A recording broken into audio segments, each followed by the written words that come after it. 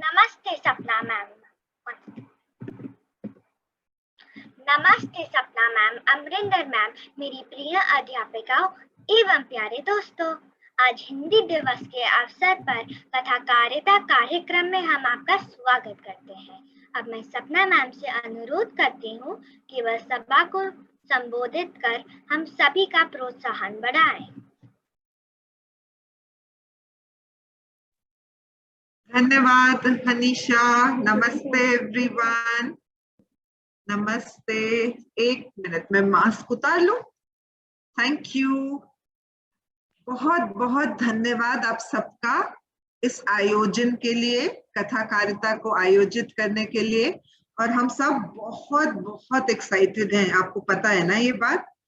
And I am sure PV उपवन और 1 के बच्चों को भी बहुत मजा आएगा। उन्होंने पहले अंग्रेजी में स्टोरी सुनी थी स्टोरीथॉन में, आज वो हिंदी भाषा में स्टोरी सुनेंगे और उसका अलग ही मजा है। तो सारे छोटे बच्चे तैयार हैं, कहानी सुनने के लिए तैयार है? तो थम्स अप कर दे जरा जल्दी से।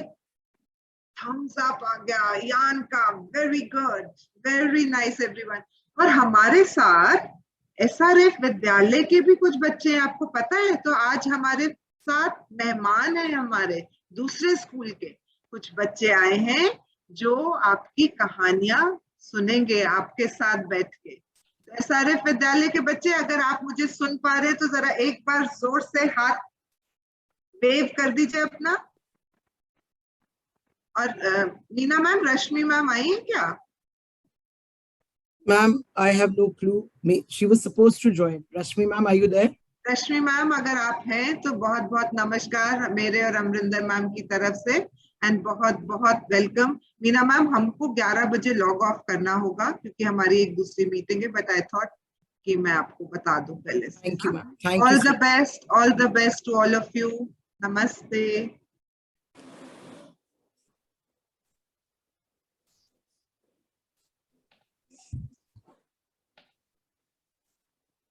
खुल जा सिमसिम, खुल जा सिमसिम, देखो हो रही है कहानियों की टिमटिम। लेकर आई तुम्हारे लिए कहानियों का भंडार, चटपटी चुलबुली होंगी बड़ी मजेदार। हाथी घोड़ा शेर चुहिया होंगे इसमें अपार, ले जाएंगे हम सबको कहानियों की दुनिया के उस पार। चलो फिर चलते हैं, आप सभी को ले चलते हैं कहानियों की इस अनोखी दुनिया में। सबसे पहले हमें कहानी सुनाने आ रहे हैं रूहान मजूमदार।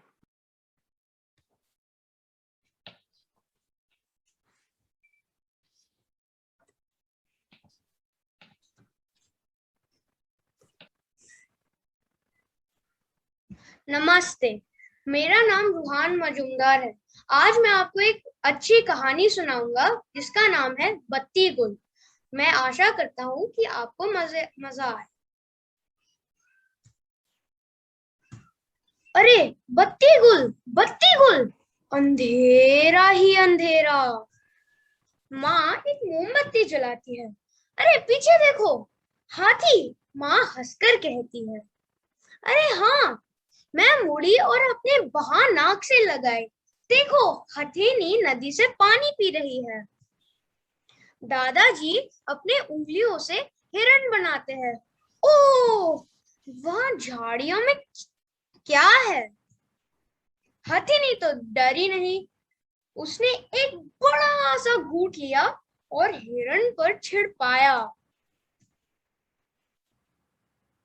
हिरण उछली, हथिनी इतनी जोर की हंसी कि उसकी सूंड ही गिर गई। फिर हथिनी बिल्ली बन गई, म्याऊ म्याऊ, और हिरण सांप बन गया। अचानक कहीं से दहाड़ सुनाई दी। गुर्र गुर्र, कौन है? क्या है? वह बहुत बड़ा है और झाड़ियों में छिपा है। उसके बाल बिखरे हैं और पूंछ लंबी है। बिल्ली जैसा है पर बिल्ली नहीं है। भागो, सांप बिल्ली से कहता है, वो शेर है। सांप तो सरक जाता है और बिल्ली पकड़ी गई। पापा ने कहा और हंसकर मेरा हाथ पकड़ा। सांप वापस आता है और पापा को गुदगुदाते हैं। अचानक बिजली आ गई, सारे जानवर गायब हो गए। धन्यवाद।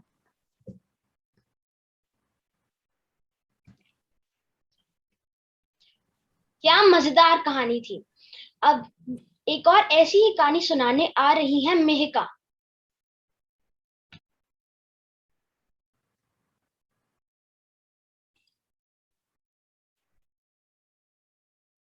नमस्कार दोस्तों, मेरा नाम मिहिका सरोहा है और मैं 4D की छात्रा हूँ। और आज मैं आपको एक कहानी सुनाने जा रही हूँ जिसका नाम है हाथी और चूहे। एक बार जंगल के सारे हाथी इकट्ठा होकर कहीं दूसरी जगह जा रहे थे।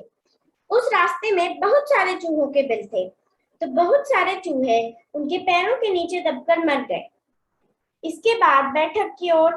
इसके बाद सारे चूहों ने मिलकर एक बैठक की और फैसला किया कि सब मिलकर हाथियों के सरदार से बात करेंगे ताकि इसका कोई हल निकले। इसके बाद चूहों का सरदार मस्ती में जाते हुए हाथियों के आगे आकर रुक गया। तुम्हारी इतनी हिम्मत, तुम मेरा रास्ता रोकोगे? जीना चाहते हो तो हट जाओ रास्ते से। सरदार, गुस्सा मत होइए, आप पूरी दुनिया में मशहूर हो अपनी बहादुरी के लिए। हम तो बस आपको अपनी एक समस्या बताने आए हैं। हमारे काफी साथी आपके पैरों के नीचे कुचलकर मर गए हैं, तो क्या आप अपना रास्ता बदल सकते हैं?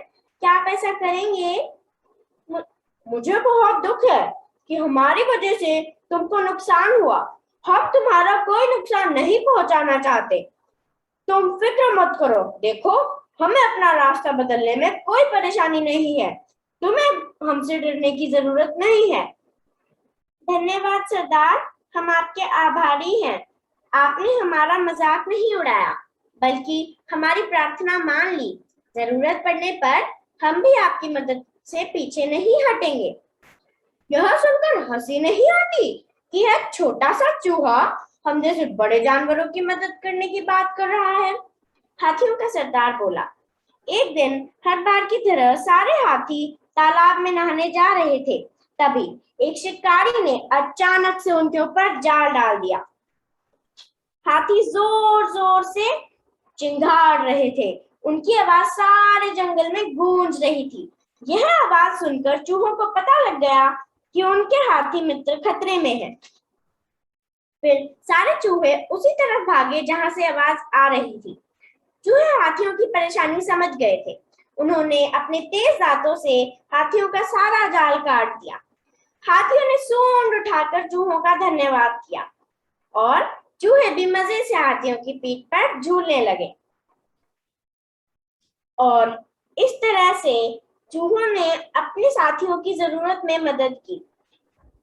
तो दोस्तों, इस कहानी से हमें शिक्षा मिलती है कि कोई भी छोटा प्राणी भी जरूरत पड़ने पर बड़ा तथा ताकतवर प्राणी की मदद कर सकता है। धन्यवाद।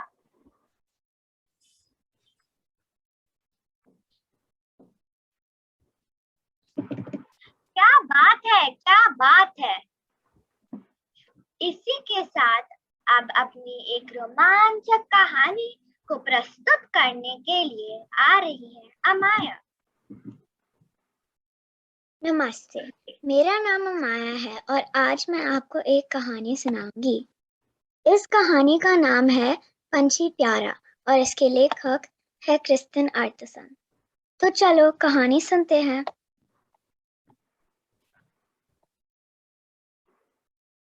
दादा और दादी पक्षी के बगीचे में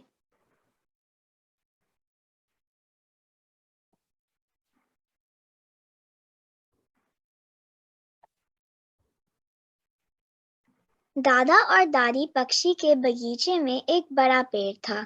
उस पर सैकड़ों पंछी आया करते थे। दादा उन्हें गौर से देखते रहते थे। दादी को पंछियों की मीठी बोली सुनना अच्छा लगता था। वे बिल्कुल वैसी ही सीटी बजाने की कोशिश करती। अपनी नुकीली नाक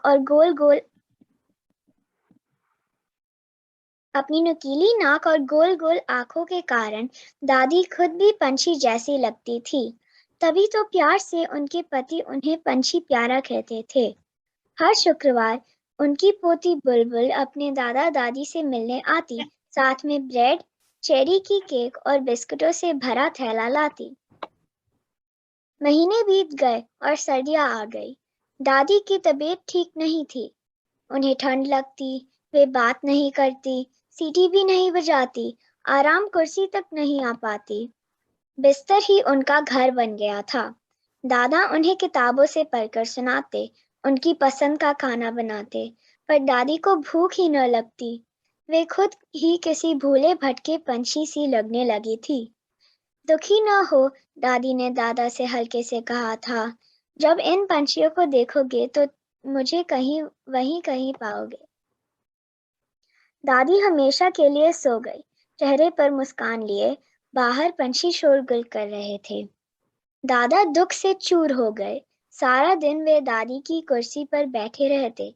बुलबुल उनकी पसंद की चीजें बनाती, पर उनका खाना का मन ही न करता। हर शुक्रवार पंछी वहां इकट्ठे होते, पर दादा जैसे उन्हें न देखते न सुनते। और फिर एक दिन एक छोटा सा प्यारा पंछी आकर उनकी खिड़की में बैठ गया, सुंदर आंखों वाला। अचानक उन्हें दादी की बात याद आई। लगता है पंछी प्यारा लौट आया है। वे उस पंछी के पीछे भागे, पर वह आगे उड़ा जा रहा था और बाहर तो सारे पंछी जैसे उनके इंतजार में थे। दादा उन्हें बारी बारी गौर से देखते रहे। वे सब उन्हें दादी की याद दिला रहे थे। इनमें से कौन सी है दादी? वह सुंदर चोंच वाला या मीठी बोली वाली या यह सुंदर परों वाली, इन सब को उन्होंने भुला कैसे दिया था। उनके बीच जा बैठता हूँ, कहते हुए चेरी के पेड़ पर चढ़ गए। डालियां फूलों से भरी पड़ी थी। पेड़ पर कई सारे पंछी भी थे। तुम बिल्कुल उसकी तरह लगते हो, दादा ने कहा। तुम भी और तुम भी और तुम भी। पेड़ से उतरने का दादा का मन ही नहीं था। उन्हें बहुत अच्छा लगने लगा था। ताजा हवा के झोंकों ने उनकी उदासी को दूर भगा दिया था। जब वे पंछियों के साथ गाने लगे तो लगा कि साथ दादी भी गा रही है। उस रोज के बाद हर शुक्रवार दादा और बुलबुल खाने की बड़ी मेज पर बैठने लगे, ब्रेड के टुकड़े करते हुए। उसके बाद वे बाहर जाकर पंछियों को खाना खिलाते और बुलबुल उनकी बोली सुनकर वैसे ही सीटी बजाती, बिल्कुल दादी की तरह, दादा कहते और फिर मुस्कुरा देते। धन्यवाद।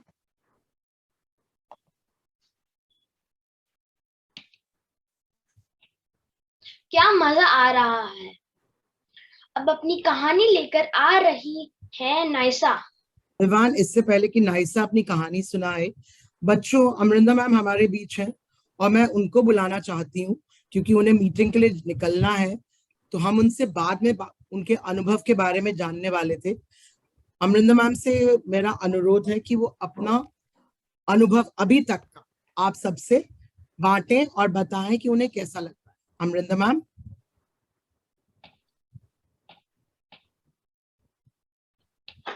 सॉरी, आज असल में, धन्यवाद मीना मैम, आज असल में बहुत ही खुशी का दिन है क्योंकि हम ये पहली बार अपने अपने साथियों के द्वारा हम कहानियां सुन रहे हैं। हम तो अपने दादा दादी, नाना नानी या बड़ों से हम कहानियां सुनते आ रहे हैं और हम पढ़ते भी हैं, पर आज अपने ही दोस्तों से हम कहानियां सुन रहे हैं, तो आज बिल्कुल ही मजेदार दिन है। आज तक तो जो कहानियां मैंने सुनी है मीना मैम, बच्चों ने बहुत मेहनत की है और बहुत उत्साह दिखाया है, तो मेरा मन बिल्कुल नहीं कर रहा जाने के लिए, पर जितना मैंने सुना और बाकी जो बच्चे कहानियां सुनाएंगे उन सबको मेरा बहुत बहुत प्यार, बहुत बहुत धन्यवाद। और बच्चे जो आप घर में बैठ के सुन रहे हो, आप जरूर मन लगाकर सुनिए क्योंकि आपके दोस्तों ने ये बहुत अच्छी प्रस्तुति की है। थैंक यू, धन्यवाद। धन्यवाद अमरिंदा मैम हमारा मनोबल बढ़ाने के लिए। विवान, अब आप नाइसा को बुला सकते हैं बेटा। Yes ma'am. Wait a second. Yes ma'am. क्या मजा आ रहा है। अब अपनी कहानी लेकर आ रही है नाइसा। नमस्ते, मेरा नाम नाइसा राना है और आज मैं आप सबको एक अकबर बीरबल की कहानी सुनाने वाली हूँ जिसका नाम है सड़क छोटी हो गई।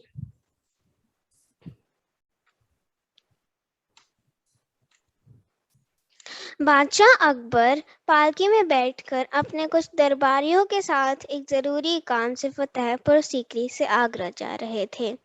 दरबारी घोड़ों पर सवार होकर चल रहे थे। उस दिन गर्मी कुछ ज्यादा थी, इसीलिए सभी लोग यात्रा करते हुए बुरी तरह से थक गए थे। बादशाह पसीने पोंछते हुए दरबारियों से बोला, क्या कोई है जिस रास्ते को थोड़ा छोटा बना सकता है? बादशाह का सवाल सुनकर सभी दरबारी एक दूसरे की शक्ल देखने लगे। उन्हें कोई उत्तर नहीं सूझ रहा था। जहाँपनाह, मैं यह काम कर सकता हूँ, लेकिन इसके लिए आपको मेरी एक कहानी सुननी पड़ेगी, बीरबल ने कहा। बीरबल की बात सुनकर दरबारी बहुत चक्के होकर एक दूसरे की शक्ल देखने लगे। वे सोच रहे थे, भला सड़क को छोटा कैसे कर सकता है कोई? वैसे भी आगरा तक पहुंचने के लिए इससे छोटा कोई रास्ता है ही नहीं। उधर बीरबल अपना घोड़ा बादशाह की पालकी के पास ले आए। फिर वह बादशाह और सभी दरबारियों को एक लंबी और मजेदार कहानी सुनाने लगे। कहानी खत्म होते होते वे आगरा पहुंच गए। सफर कब कट गया यह उन्हें पता ही नहीं चला। हम इतनी जल्दी आगरा कैसे पहुंच गए? बादशाह ने आश्चर्य से पूछा। मैंने सड़क जो छोटी कर दी थी हुजूर, बीरबल ने हंसते हुए कहा। शिक्षा, जब वक्त बुरा या नीरस होता है तब हमें उसे हंसते खेलते बिताना चाहिए। धन्यवाद।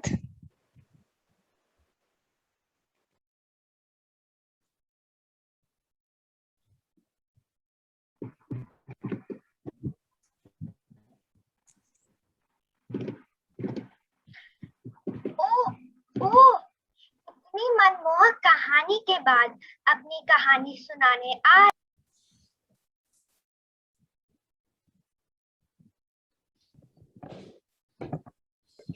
नमस्कार, मैं ईशान शर्मा कक्षा 5A की अकबर बीरबल की बड़ी रोचक कहानी सुनाऊंगा। एक समय की बात है जब बीरबल को कोई नहीं जानता था। हाँ जी, ना आप, ना हम और ना ही राजा अकबर। 1600 शताब्दी की बात है। बादशाह अकबर का राज्य दूर दूर तक फैला था।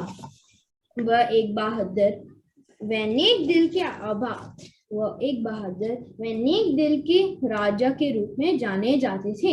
उनके अनेकों शौक थे, पर पान खाना उनको बेहद पसंद था।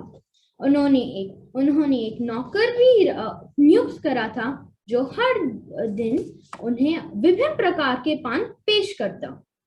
और यह भी जान लीजिए कि यह पान एक बेहद खास दुकान से आता था जो एक बूढ़ा और उसका युवक बेटा गोपाल चलाता था।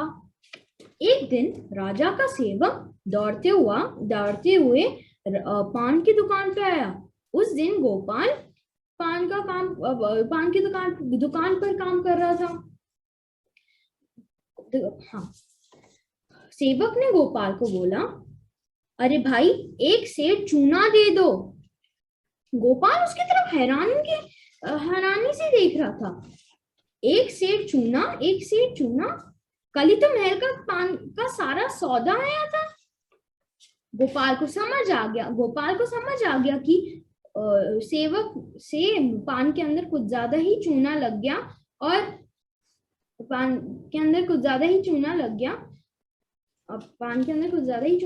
राजा का मुंह कट गया। अब सेवक को जरूर सजा मिलेगी। गोपाल ने बताया कि भाई, महल जाने से पहले एक सेर घी पी लो। सेवक ने एक सेर घी पी के महल चला गया। जब सेवक महल आया, बादशाह अकबर ने हुक्म दिया कि वह एक सेर चूना खा ले। सेवक ने एक सेर चूना खा लिया और चमत्कार, उसको कुछ नहीं हुआ।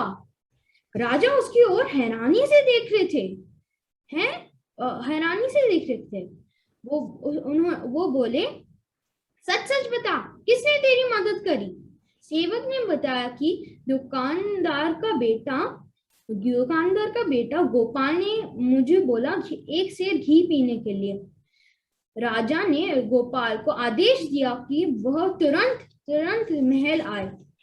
राजा अकबर गोपाल की चतुराई से बड़े प्रसन्न हुए और उन्होंने गोपाल को अपने दरबार में नियुक्त कर लिया। क्या आप जानते थे गोपाल कौन है? हाँ जी, गोपाल आगे इतिहास में बीरबल के नाम से जाना गया। धन्यवाद। वाह, क्या बेमिसाल कहानी थी। अब ऐसी ही एक कहानी लेके आ रही हैं कि माया। नमस्ते मेरे प्रिय मित्रों और अध्यापिकाओं, मैं किमाया मोदी 4B की छात्रा। आज मैं आपको अकबर बीरबल की संपूर्ण कहानियों में से दो कहानियां सुनाने वाली हूँ। मेरी पहली कहानी का शीर्षक है कौओं की गिनती।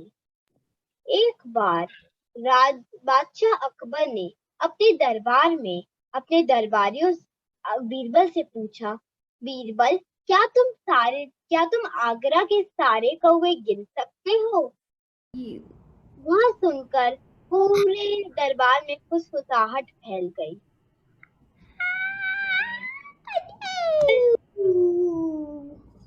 गिन सकता हूँ, तो 4 दिन का समय बादशाह ने कहा। के बाद कौवों करने लगा। अगले बीरबल ने कहा, दरबार मेरी सारी गिनती हो गई है, तो मुझे बताओ कितने कौवे पूरे आगरा में? पूरे आगरा में 56,500 कौवे हैं। यह बादशाह अकबर बीरबल को, क्या बीरबल मुझे अगर एक चीज बताओ, अगर तुम्हारी गिनती कम या ज्यादा निकली तो? बीरबल ने कहा, बादशाह अगर गिनती कम निकली तो इसका मतलब यह है कि आगरा के कौवे अपने रिश्तेदारों से मिलने बाहर गए हैं, पर अगर गिनती ज्यादा निकली तो इसका मतलब यह है कि उनके रिश्तेदार उनसे मिलने आगरा आए हैं। बादशाह अकबर बीरबल की चतुराई से बहुत प्रभावित होते हैं और कहते हैं, बीरबल तुम्हारा तो कोई जवाब ही नहीं तुम्हारी बुद्धि का। अब मैं आपको एक और कहानी सुनाती हूँ। इस कहानी का शीर्षक है बैल का दूध। एक बार पर बीरबल की परीक्षा लेने के लिए बीरबल को कहते हैं, एक चीज बताओ बीरबल, क्या तुम मेरे लिए कल बैल का दूध ला सकते हो? वह सुनकर सब लोग कहते हैं, बादशाह भाई बैल तो दूध देता भी नहीं है। बीरबल, क्या कोई भी बैल का दूध नहीं ला सकता? बीरबल कहते हैं, किसने बोला मैं नहीं ला सकता? ठीक है, तुम्हारे पास बस आज रात का ही समय है। बीरबल के बाद गाय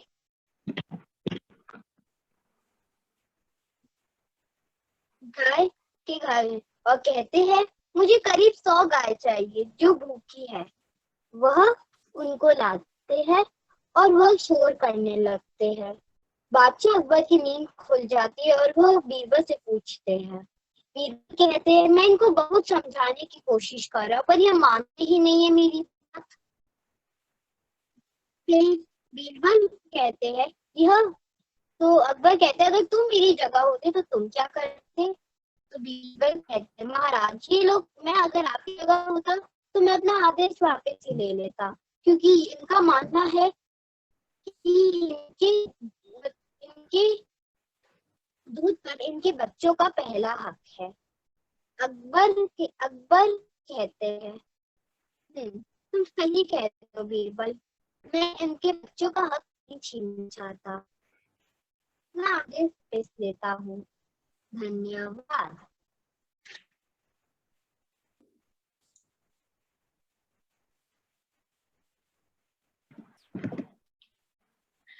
वाह वाह वाह!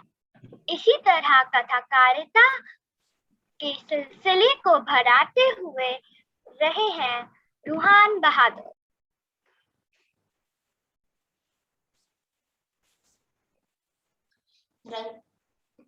नमस्ते, मेरा नाम है रूहान बहादुर और आज मैं एक कहानी सुनाऊंगा जिसका नाम है रंगीन झील। एक बार की बात है, एक जंगल में एक झील थी जो रंगीन झील के नाम से प्रसिद्ध थी। शाम के बाद कोई भी उस झील में पानी पीने के लिए जाता तो वापस नहीं आता था।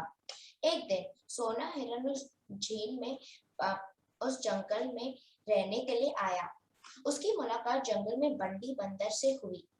बंडी बंदर ने सोना हिरन को जंगल के बारे में सब बताया, लेकिन उस झील के बारे में बताना भूल गया। जंगल में सोना हिरन का सबसे अच्छा दोस्त एक चीकू खरगोश बन गया। सोना हिरन को जब भी प्यास लगती थी तो वह उस झील में पानी पीने जाता था। एक शाम को वह उस झील में पानी पीने गया तो उसने उसमें बड़ी तेजी से अपनी ओर आती हुई एक मगरमच्छ देख लिया, जिसे देखकर वह बड़ी तेजी से जंगल की तरफ भागने लगा। रास्ते में उसने बंडी बंदर मिल गया। बंडी ने सोना हिरन को इतनी तेजी से भागने का कारण पूछा। सोना हिरन ने उसको सारी बात बताई। बंडी बंदर ने कहा कि मैं तुमको बताना भूल गया था कि वह एक रंगीन झील है जिसमें जो भी शाम के बाद जाता है वह वापस नहीं आता। लेकिन उस झील में वो मगरमच्छ क्या कर रहा है, उसे तो हमने कभी नहीं देखा। इसका मतलब कि वह मगरमच्छ ही सभी जानवरों को खाता है। अगले दिन बंडी बंदर जंगल के सभी जानवरों को ले जाकर उस झील में गया। मगरमच्छ सभी जानवरों को आता देखकर छुप गया, लेकिन मगरमच्छ की पीठ अभी भी पानी के ऊपर दिखाई दे रही थी। सभी जानवरों ने कहा कि यह पानी के बाहर जो चीज दिखाई दे रही है वह मगरमच्छ है। चीकू खरगोश ने दिमाग लगाया और बोला, नहीं, यह तो पत्थर है, लेकिन हम तभी मानेंगे जब ये खुद बताएगा। यह सुनकर मगरमच्छ बोला कि मैं एक पत्थर हूँ। इससे सभी जानवरों को पता लग गया कि वह एक मगरमच्छ है। चीकू खरगोश ने मगरमच्छ को कहा कि तुम इतना भी नहीं जानते कि पत्थर नहीं बोल सकते।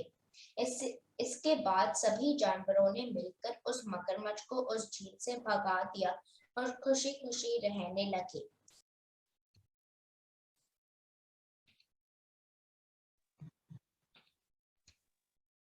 बहुत सुंदर, बहुत सुंदर। और अब अपनी कहानी सुनाने आ रही हैं आरव गुप्ता।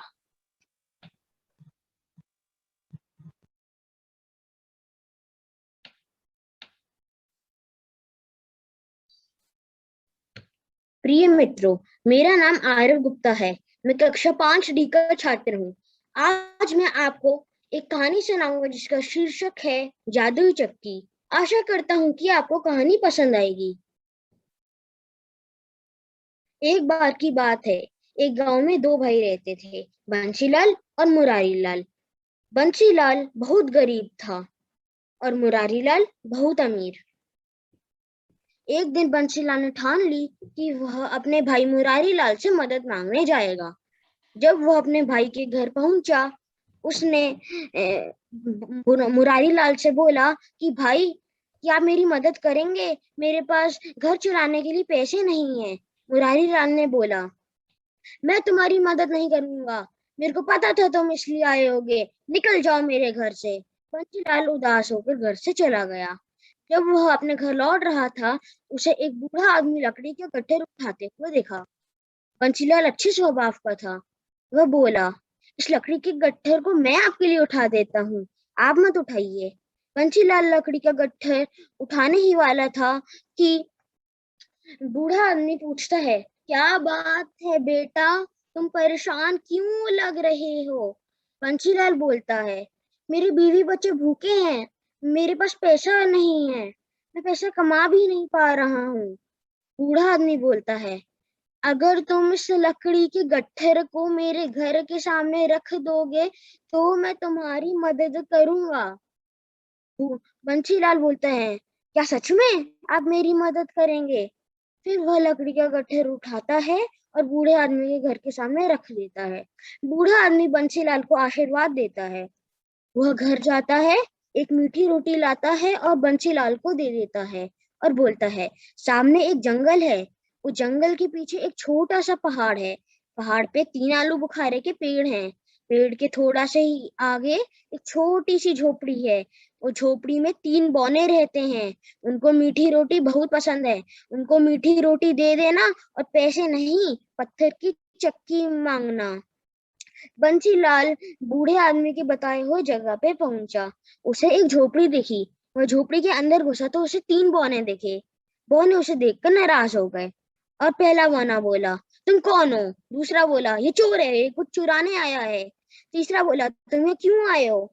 बंसीलाल बोलता है, मैं बंसीलाल हूँ, मैं कोई चोर नहीं हूँ, मैं कुछ चुराने नहीं आया हूँ, मैं आपके लिए मीठी रोटी लाया हूँ। मीठी रोटी देखकर बौने बहुत खुश हो जाते हैं और पूछते हैं, क्या यह मीठी रोटी तुम हमारी लिए लाए हो? बंसीलाल बोलता है, हाँ, ये मीठी रोटी मैं आपके लिए लाया हूँ, पर मैं यह बेचने के लिए लाया हूँ। बौने बोलते हैं, हम ये जरूर खरीदेंगे, तुम जो चाहते हो ले सकते हो। बंसीलाल पत्थर की चक्की मांगता है। बौने जादू से एक पत्थर की चक्की बंसीलाल को दे देते हैं। बंसीलाल खुशी खुशी घर चला जाता है। और बौने यह भी बोलते हैं कि तुम इस चक्की से कुछ भी मांग सकते हो और तुम्हें चक्की को बंद करने के लिए चक्की को एक लाल कपड़े से ढक देना है। बंसीलाल खुशी खुशी घर पहुंच गया। उसने चक्की घुमाई और बोला, चक्की चक्की दाल निकाल। चक्की दाल निकालती गई और निकालती गई। थोड़ी देर में बंसीलाल ने चक्की को लाल कपड़े से ढक दिया। फिर बंसीलाल ने चक्की घुमाई और बोला, चक्की चक्की चावल निकाल। चक्की चावल निकालती गई और निकालती गई। फिर थोड़ी देर में बंसीलाल ने चक्की को लाल कपड़े से ढक दिया। बंसीलाल चक्की से अन्य चीजें मांगने लगा और बाजार में बेचने लगा। कुछ सालों बाद वह बहुत अमीर हो गया और उसने अपने लिए बहुत बड़ा घर बनवाया। मुरारी लाल से बंसीलाल की खुशी देखी नहीं गई। वह बंसीलाल के घर में छुप गया और उसे चक्की के बारे में पता चल गया। मुरारी लाल ने चक्की चुरा ली और अपने परिवार से बोला, यह चक्की हमें अमीर बना देगी। जिससे पहले बंसीलाल को पता चलता है कि हमने इस चक्की को चुराया है तो हम इस गांव को छोड़कर चले जाएंगे। गांव छोड़ने के लिए उनको एक समुद्र पार करना था। समुद्र पार करने के लिए वे सब एक नौका में बैठ गए। बीच रास्ते में मुरारी लाल को चक्की घुमाने का मन किया। उसने चक्की घुमाई और बोला, चक्की चक्की नमक निकाल। चक्की नमक निकालती गई। हड़बड़ी में मुरारी चक्की बंद करने का तरीका ही नहीं देखा था। नाव धीरे धीरे भारी हो गई और डूब गई। पर वह चक्की आज भी घूम रही है और आज भी नमक निकाल रही है। शिक्षा, हमें दूसरों की चीजों से ईर्ष्या नहीं करनी चाहिए और जो हमारे पास है उससे खुश रहना चाहिए। धन्यवाद।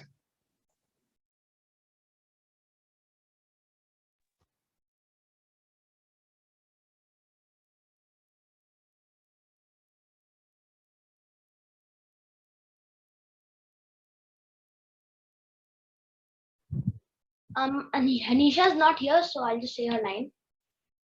आगे बताइए विवान, आगे बढ़ाइए कहानी के। Yes, ma'am.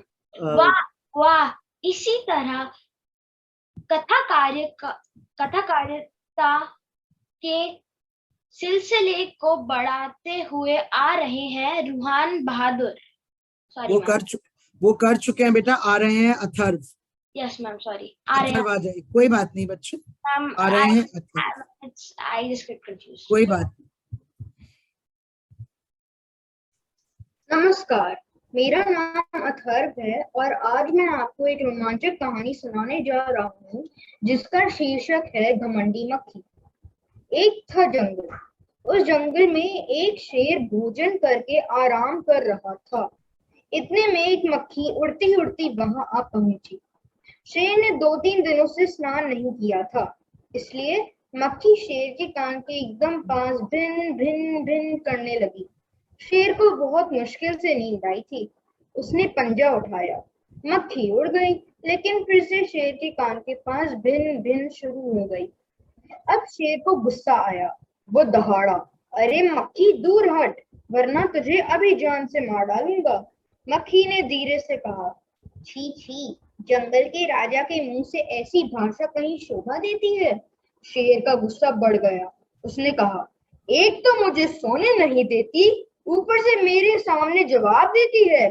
चुप हो जाओ वरना अभी। मक्खी बोली, वरना क्या कर लोगे? मैं क्या तुमसे डर जाऊंगी? मैं तो तुमसे भी लड़ सकती हूँ। हिम्मत हो तो आ जाओ। शेर को गुस्सा आ गया। उसने कान के पास पंजा मारा। मक्खी तो उड़ गई, पर कान जरा छिल गया। मक्खी उड़कर शेर की नाक पर बैठी तो उसने मक्खी को फिर पंजा मारा। मक्खी उड़ गई। अब की बार शेर की नाक छिल गई। मक्खी कभी शेर के माथे पर बैठती, कभी गाल पर तो कभी गर्दन पर। शेर पंजा मारता जाता और खुद को घायल करता जाता। मक्खी तो फट से उड़ जाती। अंत में शेर ऊब गया, थक गया। वह बोला, मक्खी बहन, अब मुझे छोड़ो, मैं हारा और तुम जीती, बस। मक्खी घमंड में चूर होकर उड़ती उड़ती आगे बढ़ी।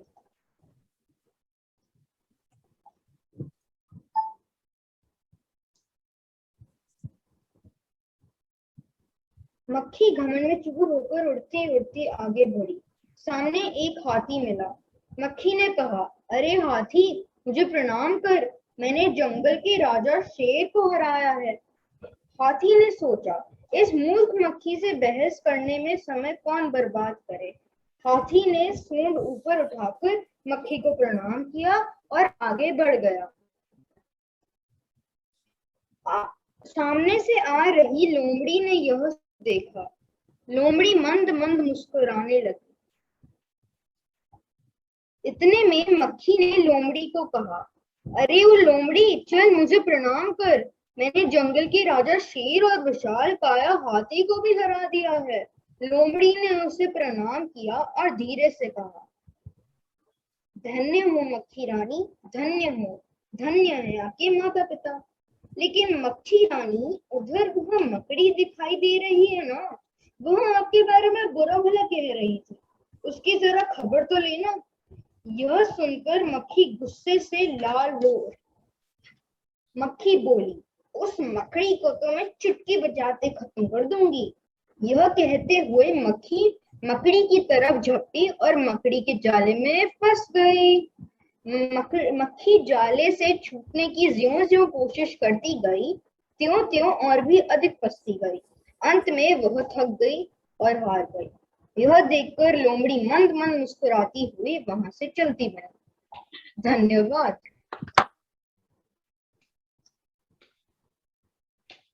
कमाल है।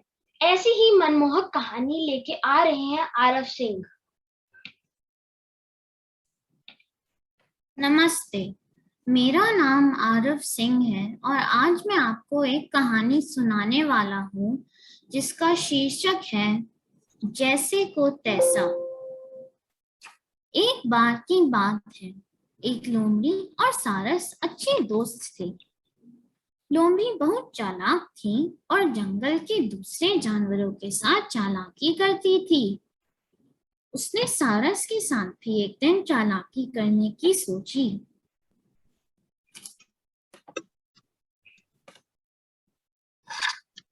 उसने सारस को बोला, आज मेरा जन्मदिन है, तुम्हें मेरे घर दावत पर आना है। मैं आज चिकन सूप बनाऊंगी।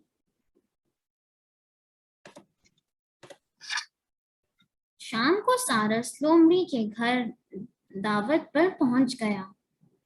लोमड़ी ने चालाकी से एक प्लेट में दोनों को चिकन सूप परोसा। लोमड़ी ने बड़े मजे से प्लेट से चिकन सूप खा लिया, लेकिन दोनों को लेकिन सारस अपने चोंच की वजह से कुछ भी नहीं खा पाया। सारस को समझ आ गया कि लोमड़ी ने उसको बेवकूफ बनाया है। इसके बाद सारस बिना कुछ खाए ही वहां से चला गया।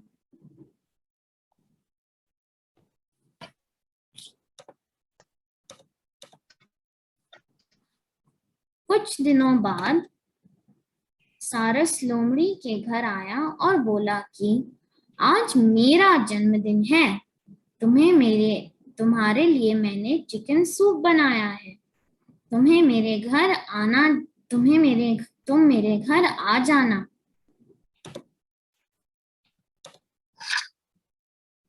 यह सुनकर लोमड़ी बहुत खुश हुई क्योंकि वह बहुत भूखी थी। उसने सोचा, यह कितना बेवकूफ है, मैंने इसके साथ ऐसा किया लेकिन फिर भी यह मुझको खाने पर बुला रहा है। शाम को लोमड़ी सारस के घर पहुंची। सारस ने 2 लंबे ग्लास में चिकन सूप परोसा। सारस अपनी लंबी चोंच की वजह से आसानी से सारा खाना खा गया, लेकिन लोमड़ी का मुंह लंबे ग्लास में जा ही नहीं रहा था।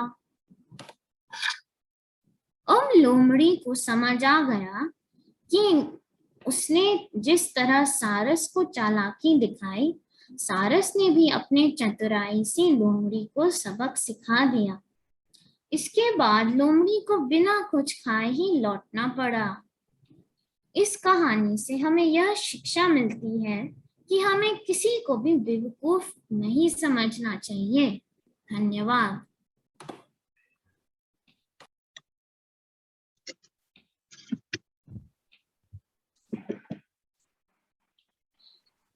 मजेदार कहानी थी। अब ऐसे ही कहानी सुनाने आ रहे हैं लक्ष्य। मेरा नाम लक्ष्य है। मैं क्लास 4 का छात्र हूँ। मैं आज आपको कहानी बताने वाला हूँ जिसका नाम है घोड़ा और शेर। बहुत समय की बात है, एक किसान के पास एक वफादार घोड़ा था। घोड़ा बहुत बीमार और बूढ़ा हो गया था, तो किसान ने सोचा कि वह उसे पालकर एक बोझ को पाल रहा है। एक दिन किसान ने घोड़े को जंगल की ओर जाने के लिए कहा। घोड़ा बहुत उदास हो गया और बोला, मालिक, मैं इतने सालों से आपका वफादार सेवक हूँ। अब मैं ऐसी उम्र में कहाँ जाऊंगा? क्या मेरी ईमानदारी का यही इनाम है? किसान ने बोला, यदि तुम मुझे एक शेर की खाल ला कर दोगे तो मैं तुम्हें अपने घर में रख लूंगा। घोड़े को लगा कि यह असंभव है। रोते रोते वह जंगल की ओर जाते लगा। जंगल में उसे एक लोमड़ी दिखी। लोमड़ी और घोड़े एक साथ बातें कर करके उन दोनों की मित्रता हो गई। फिर घोड़े ने अपनी पूरी कहानी लोमड़ी को बताई। लोमड़ी पे उसे दया आ गई। फिर लोमड़ी ने बोला, मैं तुम्हारी मदद करूंगी, लेकिन तुम्हें एक चीज करनी है। घोड़े ने बोला, क्या? लोमड़ी बोली कि तुम्हें सांस रोककर जमीन में लेटना होगा, आंखें बंद करके। फिर घोड़ा जमीन में लेट गया। लोमड़ी शेर के पास गई और बोली, महाराज, यही कहीं पर एक घोड़ा मर गया है। मैंने आपको उचित बताना उचित समझा। चलिए मेरे साथ। शेर खुशी खुशी लोमड़ी के साथ चलता। वहां पे उसे वह घोड़ा दिखा। उसने बोला, महाराज, चलिए हम इसे झाड़ियों के पीछे जाके खाते हैं। फिर वह झाड़ियों के पीछे चली गई और लोमड़ी ने बोला, महाराज, चलिए मैं इसे आपके पूंछ से बांध देती हूँ कि आप इसे आराम से अपनी गुफा में जाकर खाएं। उसने शेर की पूंछ बांधने की जगह उसका पैर घोड़ी की पूंछ पे बांध दिया और शेर बहुत घबरा गया कि लोमड़ी क्या करना चाहती है। उसके बाद उसकी लोमड़ी ने घोड़े को कहा जल्दी भागने के लिए। घोड़ा जल्दी भागा और जैसे ही वो नीचे जा रहे थे, शेर के आसपास बहुत सारी बड़ी चट्टानें और बड़े पत्थर आ गए थे। जाते जाते शेर बहुत घायल हो गया और जैसे ही वो किसान के पास पहुंचे, शेर मर गया। किसान के पास पहुंचे, वैसे ही शेर मर। घोड़े को देख के किसान बहुत बहुत बहुत बहुत बहुत घबरा गया कि इसने शेर को कैसे मारा। घोड़े को अपने पास बुलाया। बोला, घोड़े, तुमने अपनी हिम्मत अब दिखा दी। फिर घोड़ा और किसान एक साथ रहने लगे हमेशा हमेशा के लिए और झाड़ियों से लोमड़ी तमाशा देखी थी। धन्यवाद। क्या बात है। ऐसी ही मजेदार कहानी सुनाने आ रही है वैष्णवी। नमस्ते। आज मैं आप सबको एक मजेदार कहानी सुनाऊंगी। मैं आशा करती हूँ कि आपको मेरी कहानी अच्छी लगे। तो शुरू करते हैं। मेरी कहानी का नाम है मित्र पांडा। एक घने जंगल में एक पांडा रहता था। उसका कोई भी दोस्त नहीं था। वो हमेशा पेड़ पे बैठा रहता था और सबको देखता रहता था। वो बहुत उदास था कि मेरा कोई भी मित्र क्यों नहीं है। सब खेलते हैं, मैं ही क्यों नहीं खेलता, क्योंकि मेरा कोई मित्र नहीं है। एक दिन सारे जानवर एक पेड़ के नीचे खेल रहे थे। तभी एक प्यारा सा खरगोश आया। उसने बोला, पांडा पांडा, तुम हमेशा इस पेड़ पे क्यों बैठे रहते हो? हमारे साथ क्यों नहीं खेलते हो? पांडा ने बोला, मैं क्या करूं, मेरा कोई भी दोस्त नहीं है, मैं किसके साथ खेलूंगा? खरगोश ने बोला, तुम चिंता मत करो, मैं तुम्हारा मित्र बनूंगा। पांडा बहुत खुश हुआ और उसने बोला, क्यों नहीं, बिल्कुल। उसने पांडा और खरगोश बहुत अच्छे मित्र बन गए थे। वो साथ रहते थे, साथ खेलते थे। यहाँ तक कि पांडा ने खरगोश को लंबा बड़ा एक झरना भी दिखाया जो उसने कभी खुद भी नहीं देखा था और खरगोश ने भी कभी नहीं देखा था। पांडा ने खरगोश को बोला, धन्यवाद खरगोश, तुम्हारी वजह से आज मेरा इतना अच्छा मित्र है। अगर तुम नहीं होता तो मेरा इतना अच्छा मित्र कैसे मिलता मुझे। पांडा ने ये भी बोला कि तुम्हारी वजह से आज मैं इतना सब कुछ देख पाया। खरगोश ने बोला, तुम मुझे शुक्रिया अदा क्यों बोल रहे हो, मुझे तुम्हें बोलना चाहिए। तुम्हारी वजह से मैंने इतना सब कुछ देखा, इस झरना का भी देखा जो मैंने कभी नहीं देखा था। ये फिर पांडा और खरगोश साथ रहने लगे और बहुत खुश रहने लगे। ऐसी इनकी अच्छी मित्रता बनती रही और ये दोनों साथ रहने लगे। पांडा को भी मित्र बन गया और खरगोश को भी अच्छा मित्र बन गया। इससे हमें पता चलता है कि कभी भी किसी को उसके आकार से नहीं, उसके दिल से प्रेम करना चाहिए। धन्यवाद।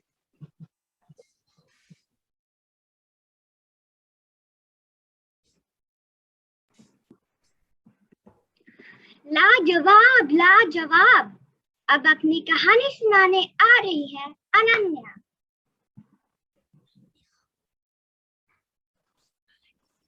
नमस्ते, मेरा नाम है अनन्या और आज मैं आपको नाबिया नाम की कहानी सुनाऊंगी।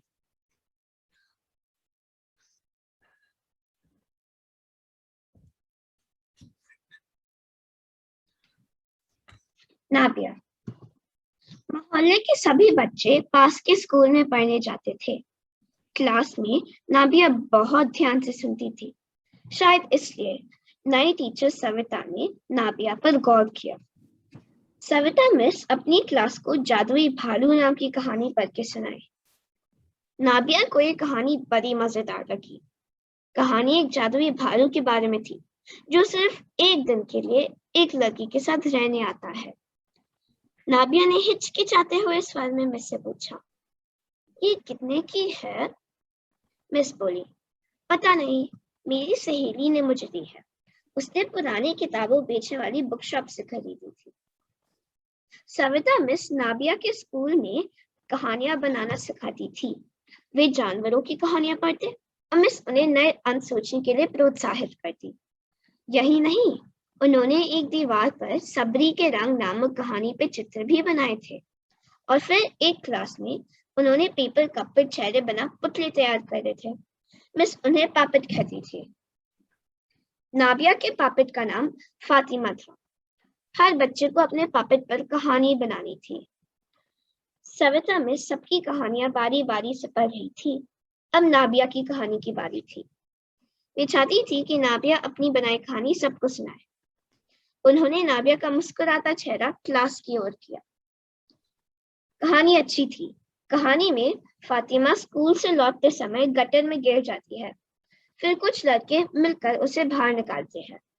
अंत में फातिमा की मां उन सबको एक दावत खिलाती है। कहानी खत्म हुई और क्लास तालियों से गूंज उठी। कुछ दिन बाद सविता ने नाबिया के स्कूल में पढ़ाना छोड़ दिया। अब वे किसी दूसरे स्कूल में स्पेशल स्टोरी क्लास लेने लगी।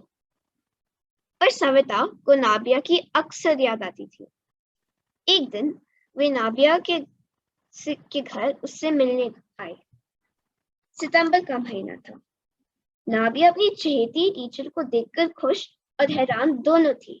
शर्माते हुए उसने अपना सिर झुका लिया।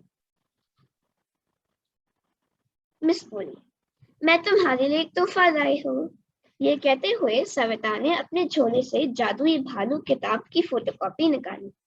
ये वही किताब थी जो नाबिया को क्लास में बहुत अच्छी लगी थी। नाबिया सविता के पास घुटने टेक कर बैठ गई। उसने किताब पर हाथ फेरते हुए चिंतित स्वर में पूछा, इसका क्या दाम है? वो मिस बोली, कुछ नहीं, ये तुम्हारे लिए ईद का तोहफा है। नाबिया मुस्कुराई। धन्यवाद।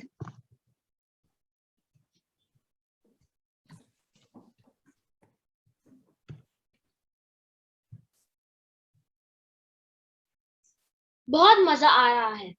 अब अंत में आ रहे हैं अगस्त्या।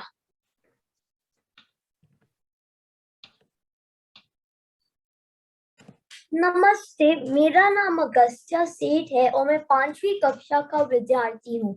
आज मैं आपको दादी माँ की कहानियों में से एक मजेदार कहानी बताऊंगा, बंदर और मालिक। तमाशे वाले के पास एक बंदर था। वो बंदर के साथ तमाशा दिखाता और तरह तरह के खेल पेश करता। बंदर हमेशा उसके साथ रहता और उसकी मदद भी करता। खेल समाप्त होने के बाद बंदर उन सभी सिक्कों को जमा करता जो तमाशा देखने वाले फेंक देते थे। शहरों और गांव से चलते चलते बंदर और तमाशे वाला एक चिड़ियाघर के सामने से निकले। वहां बंदर ने दूसरे बंदरों को एक बड़े से पिंजरे में बंद देखा। उसने देखा कि बंदर को बच्चे बिस्कुट, मिठाई, मूंगफलियां और ना जाने क्या क्या खिला रहे थे। उसे लगा कि बिना काम करे ही इन सभी बंदरों को तो मजे आ रहे थे। बस रात के अंधेरे में बंदर चुपचाप अपने मालिक को छोड़कर 9-11 हो गया। वो चुपचाप पिंजरे में घुस गया। अब क्या था, उसे वहां हर तरीके के आराम मिलते, सोने के लिए बिस्तर, झूले, पेड़ों पे लटकना, खाना भी भरपेट और स्वादिष्ट मिलता। परंतु वो अब खुश नहीं था। उसे बहुत अकेलापन लगता। उसे बिना काम किए वो तो जल्दी बोर हो जाता। उसे अब तो अपनी मालिक की भी याद आ रही थी और तमाशा दिखाना भी याद आ रहा था। एक दिन बंदर चुपचाप पिंजरे को तोड़कर भाग निकला। वो फौरन अपने मालिक के पास पहुंचा। उसने देखा कि उसके बिना उसका मालिक रोता ही रोता था। एक दूसरे को देखकर दोनों गले मिल गए। अब बंदर ने कसम खा ली कि वो कभी भी अपने मालिक को नहीं छोड़ेगा। तो फिर तमाशा शुरू। इससे शिक्षा मिलती है कि काम करने से ही खुशी मिलती है। धन्यवाद। वाह वाह, इतनी अद्भुत कहानी। अब मैं दमन मैम, निधि मैम और वनीता मैम को धन्यवाद प्रस्ताव के लिए बुलाती हूँ।